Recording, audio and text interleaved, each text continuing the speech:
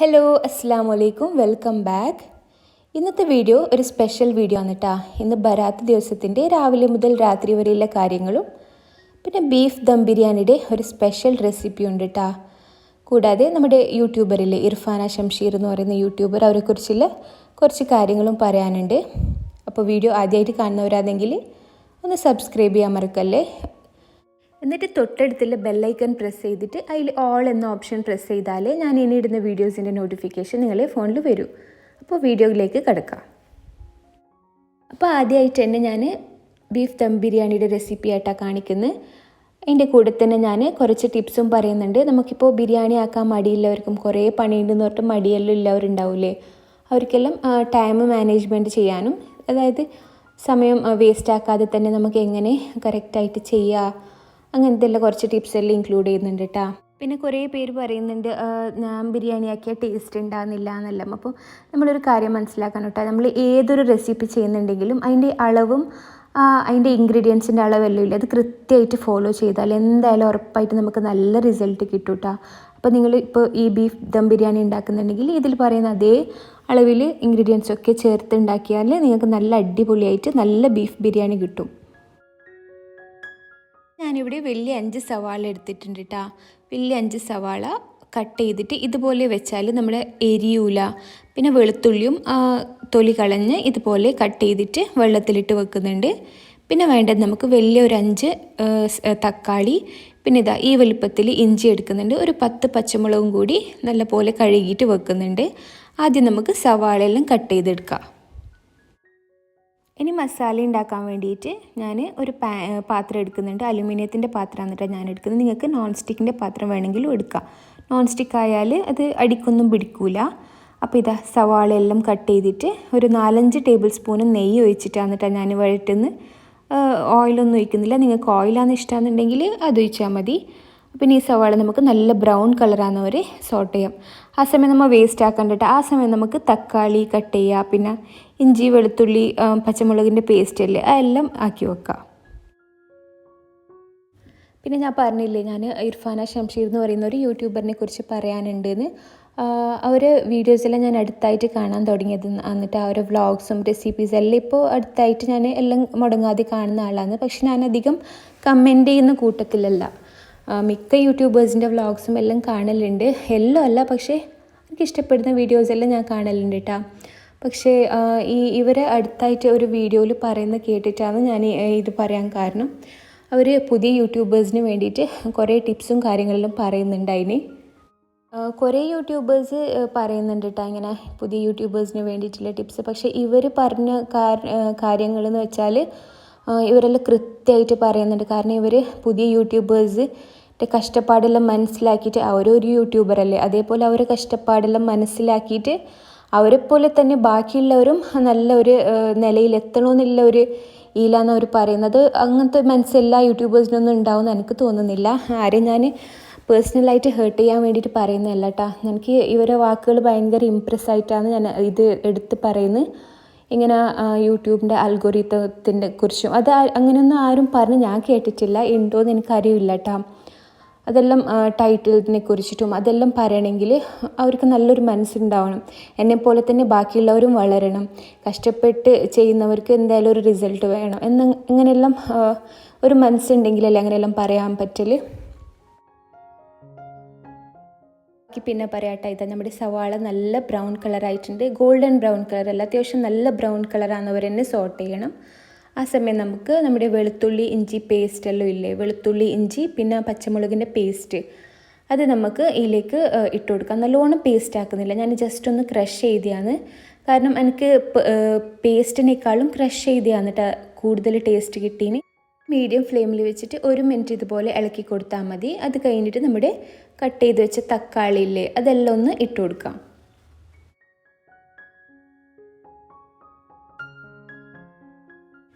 പിന്നെ സബ്സ്ക്രൈബേഴ്സിൻ്റെ സപ്പോർട്ട് കൊണ്ട് മാത്രമാണ് ഏതൊരു ചാനലും മുമ്പോട്ട് പോകുന്നത്. അവർ മുമ്പെല്ലാം കുറേ നെഗറ്റീവ് കമൻറ്റ്സ് ഇടുന്ന സബ്സ്ക്രൈബേഴ്സെല്ലാം ഉണ്ടായിരുന്നു തോന്നുന്നു. പക്ഷേ ഇപ്പോൾ അങ്ങനെ ഞാൻ കാണലില്ല കേട്ടോ. ഇപ്പോൾ എല്ലാം പോസിറ്റീവ് കമൻറ്റ്സാണ് സബ്സ്ക്രൈബേഴ്സിൻ്റെ ഭാഗത്തു നിന്ന് കിട്ടുന്നത്. കാരണം അവർക്കിപ്പോൾ ഓരോ യൂട്യൂബേഴ്സിൻ്റെ എല്ലാം കഷ്ടപ്പാടെല്ലാം മനസ്സിലാകുന്നുണ്ടാവും എത്ര കഷ്ടപ്പെട്ടിട്ടാണ് ഓരോ യൂട്യൂബർ ഓരോ നിലയിലെത്തുന്നത്. അപ്പോൾ ഈ സബ്സ്ക്രൈബർ കാരണം മാത്രം എന്നിട്ട് ഈ ചാനൽ ഗ്രോ ആണ്. ഇനി തക്കാളി ഉടഞ്ഞ് കിട്ടാൻ വേണ്ടിയിട്ട് നമുക്ക് ആവശ്യത്തിന് ഉപ്പിട്ട് കൊടുക്കുന്നുണ്ട്. എന്നിട്ട് ഉടഞ്ഞ് കിട്ടാൻ വേണ്ടിയിട്ട് വെയിറ്റ് ആക്കണ്ട കേട്ടോ. നമുക്ക് ഇതിന് 2 ചെറുനാരങ്ങ വേണം. അപ്പോൾ ഈ തക്കാളി ഉടഞ്ഞ് കിട്ടുന്ന സമയത്ത് നമുക്ക് ചെറുനാരങ്ങയുടെ നീരെടുത്ത് വെക്കാം. അപ്പോൾ ഈ ഇർഫാന ഷംഷീർ എന്ന് പറയുന്ന യൂട്യൂബർ അവർ നല്ല മനസ്സിലുകൊണ്ടാണ് ഇതുപോലെയെല്ലാം പറയാൻ അവർക്ക് തോന്നുന്നതെന്നാണ് ഞാൻ പറഞ്ഞു വന്നത് കേട്ടോ. അപ്പോൾ ഇത് നിങ്ങൾക്കാർക്കും ഇഷ്ടപ്പെട്ടിട്ടില്ലെങ്കിൽ വിട്ട് കളഞ്ഞേ. ഇത് ഞാൻ എനിക്ക് പറയാൻ തോന്നിയിട്ടാണ് പറഞ്ഞത്. കാരണം അത്രയ്ക്ക് ഇമ്പ്രസ്ഡ് ആയിട്ടാണ് ഞാൻ അവരുടെ മെസ്സേജ് നല്ലോണം ഇമ്പ്രസ്ഡ് ആയിന്. അവർ ആ യൂട്യൂബറിൻ്റെ കഷ്ടപ്പാടും പിന്നെ അവരെപ്പോലെ തന്നെ എല്ലാവരും ഗ്രോ ആവണമെന്നുള്ള ഒരു മനസ്സില്ലേ, അത് എല്ലാവർക്കും ഉണ്ടാവുമെന്ന് എനിക്ക് തോന്നുന്നില്ല. അപ്പോൾ അവർക്ക് വലിയ വലിയ താങ്ക്സ് ഉണ്ട് കേട്ടോ. അങ്ങനെ ഇതാ നമ്മുടെ 2 ചെറുനാരങ്ങയുടെ നീരെടുക്കുന്ന സമയം കൊണ്ട് നമ്മുടെ തക്കാളി നല്ല പോലെ ഉടഞ്ഞു വന്നിട്ടുണ്ട്. ഇനി നമുക്ക് ചെറുനാരങ്ങയുടെ നീര് ഒഴിച്ചു കൊടുക്കാം. പിന്നെ വേണ്ടത് 1 ടേബിൾ സ്പൂൺ മഞ്ഞൾപ്പൊടിയാണ് കേട്ടോ. അതും കൂടിയിട്ട് നല്ല പോലെ ഒന്ന് ഇളക്കി വെക്കണം. ഇത് മീഡിയം ഫ്ലെയിമിൽ വെച്ചിട്ട് വേണം കേട്ടോ ചെയ്യാൻ. അപ്പോൾ ഇതാ അടുത്ത് ലോ ഫ്ലെയിമിൽ വെച്ചിട്ടുണ്ട്. ഇപ്പോൾ ഇതാ ഞാൻ ബീഫ് ഉപ്പും മഞ്ഞൾപ്പൊടിയും ഇട്ട് വേവിച്ച് വെച്ചിട്ടുണ്ട്. ബീഫിൻ്റെ കുറേ സ്റ്റോക്ക് ഉണ്ട് കേട്ടോ. അത് ഫുള്ള് വേണ്ട, നമുക്ക് അതിൻ്റെ കുറച്ച് സ്റ്റോക്കോടി കൂടി തന്നെ ബീഫ് നമ്മുടെ ഈ മസാലയിലേക്ക് ഇട്ട് കൊടുക്കാം. ഞാൻ ഈ പറഞ്ഞ കാര്യങ്ങളിൽ നിങ്ങൾക്ക് ഇഷ്ടപ്പെട്ടിട്ടുണ്ടെങ്കിൽ വിട്ട് കളയണം കേട്ടോ. ഞാൻ അവർ മെസ്സേജ് ഭയങ്കര ഇഷ്ടമായിട്ട് ഇമ്പ്രസ്ഡ് ആയിട്ട് പറഞ്ഞതാണ്. ആർക്കെങ്കിലും ഹേർട്ടായിനെങ്കിൽ സോറി. അപ്പോൾ ഞാൻ റെസിപ്പിയിലേക്ക് കിടക്കാം. അപ്പോൾ ഇതാ ബീഫ് ഫുള്ളായിട്ട് ഇട്ടിട്ടുണ്ട്. കുറച്ച് സ്റ്റോക്കും കൂടി ഒഴിച്ചിട്ട് തന്നെയാണ് ഇട്ടിട്ടിനി. ഇനി ഇത് കുറച്ച് വറ്റുന്നവരെ നമുക്ക് ഫുൾ ഫ്ലെയിമിലിട്ടിട്ട് തന്നെ വേവിക്കാം. അങ്ങനെ ഏകദേശം മസാല വറ്റി വരുമ്പോൾ നമുക്ക് 1 ടേബിൾ സ്പൂൺ ഗരം മസാലയും കൂടിയിട്ട് നല്ല പോലെ ഇളക്കി വെക്കാം. ഗരം മസാല പൊടിക്കുന്ന വീഡിയോ ഞാൻ നോമ്പിൻ്റെ പ്രിപ്പറേഷൻസിൻ്റെ ഇതിലിട്ടിട്ടുണ്ടായിട്ടാ. ആ ഗരം മസാല പൊടി തന്നെയാണ് ഞാൻ ഇതിലേക്ക് ചേർക്കുന്നത്. അത് നല്ല മണവും നല്ല ഫ്ലേവറാണ്.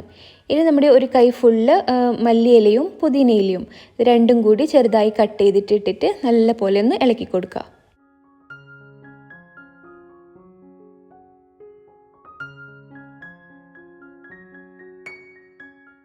അങ്ങനെ ബിരിയാണിയുടെ മസാല റെഡി ആയിട്ടുണ്ട്. ഇനി നമുക്ക് ചോറാണ് വെക്കേണ്ടത്.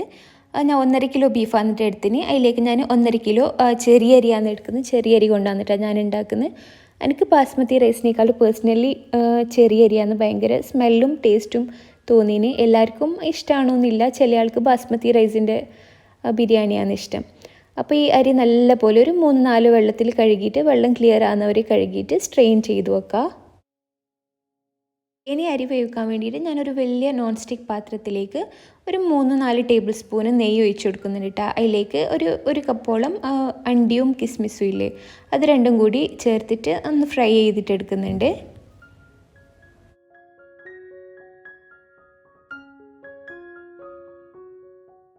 ഇനി അതേ പാത്രത്തിൽ തന്നെ ഒരു സവാളയില്ലേ, അത് നല്ലോണം തിന്നായിട്ട് സ്ലൈസ് ചെയ്തതും കൂടി ഇട്ട് കൊടുത്തിട്ട് വറുത്ത് കോരാം. അങ്ങനെ സവാളയും കൂടി എടുത്തിട്ട് ഞാൻ വെള്ളം തിളപ്പിക്കാൻ വെച്ചിട്ടുണ്ട് കേട്ടോ. 1 ഗ്ലാസ്സിന് 1.5 ഗ്ലാസ് അളവിൽ വെള്ളമാണ് ഞാൻ എടുത്തത്. അപ്പോൾ 1.5 കിലോ അരിയിൽ എത്ര ഗ്ലാസ് ഉണ്ടാവും അതിൻ്റെ 1/2 ഗ്ലാസ് കൂട്ടിയിട്ടുള്ള വെള്ളമാണ് ഞാൻ എടുത്തത്. അതിലേക്ക് ആവശ്യത്തിന് ഉപ്പ് ഇട്ട് കൊടുക്കുന്നുണ്ട്. പിന്നെ 6-8 കറാമ്പ്, പിന്നെ ഒരു 6-8 ഏലക്ക, ഒരു ബേ ലീഫും കൂടി ഇട്ടിട്ട് ഇത് നമുക്ക് വെള്ളം തിളക്കുന്നവരെ മൂടി വെക്കാം.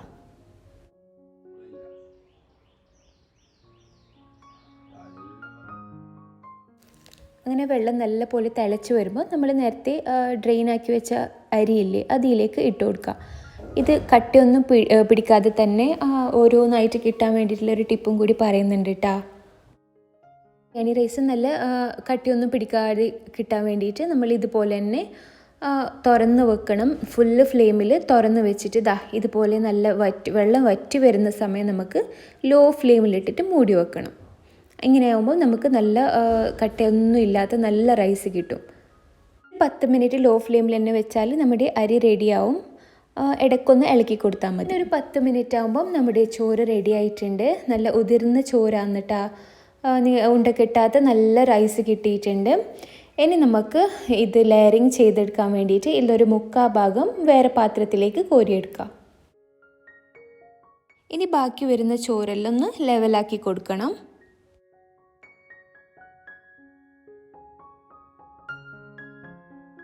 ഇനി നമ്മൾ നേരത്തെ വറുത്ത് വെച്ച കാഷ്യൂ കിസ്മിസ് പിന്നെ സവാള അതിലേക്ക് കുറച്ച് മല്ലിയിലയും കൂടി ഇട്ടിട്ട് മല്ലിയില കട്ട് ചെയ്തതും കൂടി ഇട്ടിട്ട് അതിന് പകുതി ഭാഗം ഇതിൻ്റെ മേലേക്ക് ഇതുപോലെ വെതറി കൊടുക്കുക.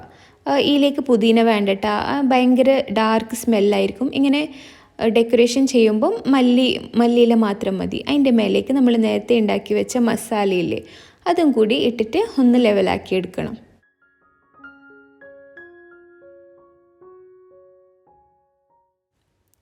ഇനി മസാലേൻ്റെ മേലേക്ക് കുറച്ച് റോസ് വാട്ടർ ഇതുപോലെ കയ്യിലാക്കിയിട്ട് എല്ലായിടത്തും ഒന്ന് സ്പ്രെഡ് ചെയ്ത് കൊടുത്താൽ മതി. അതിൻ്റെ മേലേക്ക് നമ്മൾ നേരത്തെ മാറ്റി വെച്ച ചോറില്ലേ അതും കൂടി ഇട്ടിട്ട് നല്ലപോലെ ഒന്ന് ലെവലാക്കി കൊടുക്കുക. നല്ല ഉതിർന്ന റൈസാണ് കേട്ടോ, ഒരു കട്ടയും ഇല്ലാണ്ട് അടിപൊളിയായിട്ട് കിട്ടിയിട്ടുണ്ട്. അതിൻ്റെ മേലേക്ക് നേരത്തെ ബാക്കി വന്ന കാഷ്യൂ കിസ്മിസ് സവാള പിന്നെ മല്ലിയിലയില്ലേ അത് നല്ലപോലെ ഫുള്ളായിട്ട് വെതറി കൊടുത്ത് അതിൻ്റെ മേലേക്ക് വീണ്ടും ഇതുപോലെ കയ്യിലാക്കിയിട്ട് എല്ലായിടത്തും ഒന്ന് സ്പ്രേ ചെയ്ത് കൊടുത്താൽ മതി. ഇതുപോലെ തന്നെ നിങ്ങൾ ഫോളോ ചെയ്താൽ നിങ്ങൾക്ക് നല്ല ടേസ്റ്റ് ആയിട്ടുള്ള ദം ബിരിയാണി കിട്ടും കേട്ടോ. നിങ്ങൾ കറക്റ്റ് ഇൻഗ്രീഡിയൻസ് അതേപോലെ ഫോളോ ചെയ്താൽ മതി. ഇനി ഇത് നമുക്ക് മൂടി വെച്ചിട്ട് ഒരു അരമണിക്കൂർ ചെറിയ തീയിൽ ദമ്മ് വരുന്നവരെ, അതായത് ആവി വരുന്നവരെ വേവിച്ചാൽ മതി. എന്നിട്ട് നമുക്കിത് സെർവ് ചെയ്യാം. അടിപൊളി ബിരിയാണി കേട്ടോ, എല്ലാവരും ട്രൈ ചെയ്ത് നോക്കണം. എന്നിട്ട് കമൻറ്റ് ബോക്സിൽ ഫീഡ്ബാക്ക് പറയണേ. അങ്ങനെ ചോറ് റെഡി ആകുമ്പോഴത്തേക്ക് നമുക്ക് അതിൻ്റെ കൂടെ കഴിക്കാനില്ല ചിക്കൻ ഫ്രൈയും റെഡി ആകുന്നുണ്ട്. നമുക്ക് ബരാത്ത് ദിവസത്തിൽ രാവിലത്തെ വിശേഷങ്ങളെല്ലാം ഞാൻ പറയാം. അന്ന് രാവിലെ മീൻ കറിയും പിന്നെ നെയ്ച്ചോറും എന്നിട്ട് ഉണ്ടാക്കി. അപ്പോൾ രാവിലെ തന്നെ നാശ്തൻ്റെ പണിയാണ്. ആദ്യം നെയ്ച്ചോറ് ഉണ്ടാക്കി അതിലേക്ക് വേണ്ടിയിട്ടുള്ള മീൻ കറിക്ക് വേണ്ടിയിട്ടുള്ള സവാള വെളുത്തുള്ളി തക്കാളി പച്ചമുളക് എല്ലാം കട്ട് ചെയ്തിട്ട് കറി ഉണ്ടാക്കലാണ്.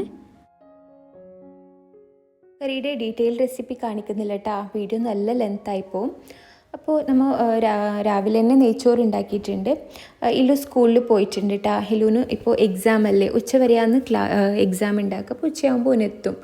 അപ്പോൾ ഇത് ഉമ്മ മീൻ കട്ട് ചെയ്യലാണ്. ഇങ്ങനത്തെ മീനെല്ലാം നമ്മൾ പുറത്തുനിന്നാണ് കേട്ടോ കട്ടാക്കൽ. ഇല്ലെങ്കിൽ ഉള്ളെല്ലാം ഫുള്ള് നാറുമില്ലേ, അതുകൊണ്ട് പുറത്തുനിന്ന് കട്ടാക്കിയിട്ട് മീനിൻ്റെ പകുതി കറി വെച്ച് ബാക്കി എന്നൊരിക്കൽ കറിയാക്കാൻ വേണ്ടിയിട്ട് ഫ്രീസറിൽ വെക്കലാണ്. രാവിലത്തെ നാശ്ത കഴിക്കലാന്നിട്ട് നെയ്ച്ചോറും കറിയും പിന്നെ അച്ചാറും ഉണ്ട്. അങ്ങനെ എക്സാമെല്ലാം കഴിഞ്ഞ് ഇല്ലു എത്തി. ഇല്ലുവിന് ഫുഡ് കൊടുക്കലാന്ന്. ഓനിപ്പോൾ സ്കൂളിൽ പോകാൻ ഭയങ്കര കരച്ചിലില്ലാന്ന്, വലിയ മൂഡൊന്നുമില്ല, വന്നാലും വലിയ മൂഡൊന്നും ഉണ്ടാക്കില്ല. അത് കഴിഞ്ഞ് ഉമ്മ ബരാത്തിന് വേണ്ടിയിട്ടുള്ള പായസത്തിൻ്റെ പണിയിലാന്നിട്ട് പായസം ഉണ്ടാക്കലാന്ന്. അതിൻ്റെ റെസിപ്പി ഞാൻ മുമ്പ് ചാനലിൽ ഇട്ടിട്ടുണ്ട്, നിങ്ങൾ കാണാത്തവരുണ്ടെങ്കിൽ ഒന്ന് പോയി നോക്കിയാൽ മതി കേട്ടോ. ആ സമയം ഞാൻ ഒരു സ്വീറ്റ് ഉണ്ടാക്കാമെന്ന് വിചാരിച്ച് പൈനാപ്പിൾ കൊണ്ട് സൂഫ്ലി ഉണ്ടാക്കാമെന്ന് വിചാരിച്ച്. അപ്പോൾ ഞാൻ അത് ഉണ്ടാക്കുന്നതാണ് കേട്ടോ.